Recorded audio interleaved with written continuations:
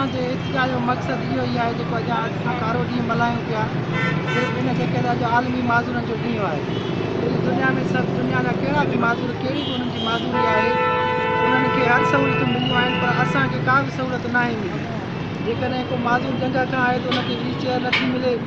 इन खां अलावा जेकॾहिं कोरोना जो मसइलो थियो उन में एहसास जे नाले सां हर माण्हू खे फंडिंग ॾिनी वई, पर असां 70 जे माज़ूरनि खे 1 रुपयो बि न मिलियो आहे। जंहिंजे करे छा भला असांजा माज़ूर मुतासिर न आहिनि थिया? छा उन्हनि खे काई ज़रूरत पूरी न आहे? हर को मुख़्तलिफ़ ज़िंदगी गुज़ारे पियो, पर असांखे 1 रुपयो बि न आहे मिलियो। न वरी कंहिं माज़ूर खे कुझु अहिड़ी फंडिंग मिली आहे या कंहिं नौकिरियुनि में हिसो मिलियो आहे कि मनपसंद माण्हू खे नौकिरियूं मिली वियूं आहिनि। बाक़ी असांजे लाइ कुझु बि न थियो आहे। असां आला ऐवाननि खे चीफ जस्टिस, आर्मी चीफ, वज़ीर आला सिंध ऐं वज़ीर आज़म इमरान ख़ान खे इल्तिजा कयूं था कि बराए महिरबानी असांजा ॾुख दर्द दूरि कया वञनि, असांखे पंहिंजो हक़ ॾियारियो वञे।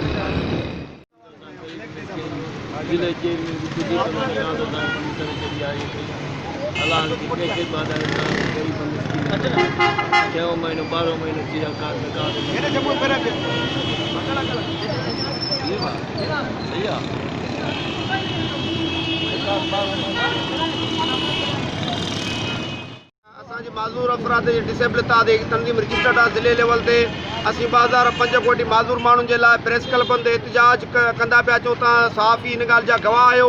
ॿी ॻाल्हि इहा आहे त जेके माज़ूर माण्हुनि जे लाइ पॉलिसियूं ठाहियूं वञनि थियूं उन माज़ूर माण्हुनि खां असां को पुछो कोन थो वञे, असांखे उन पॉलिसियुनि मुताबिक़ विहारियो कोन थो वञे त ॿाराड़ी जे माज़ूर सां केतिरो मसइलो आहे, शहरी माज़ूर सां केतिरो मसइलो आहे। हिन वक़्त ते जेके ज़कात जा कार्ड हुया माज़ूर माण्हुनि जा उनखे 7 महीनो थिया, उहे हिन महिल ते बंदि थी विया आहिनि। न के बैतुल माल में को माज़ूरनि खे को रिलीफ थो मिले, न नौकरियुनि जे लाइ जेके बि असांजे हितां 1200 माज़ूर आहिनि पढ़िया लिखिया आहिनि, कंहिं बि माज़ूर खे कुझु बि न मिलियो आहे। इन जे करे अॼु माज़ूरनि जो आलमी ॾींहुं आहे।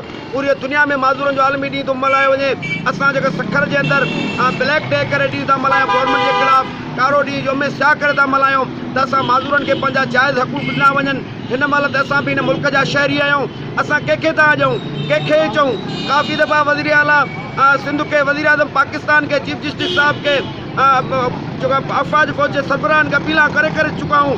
असांजो को मसइलो हल नथो थिए, असां केॾे वञूं, कंहिंखे चऊं?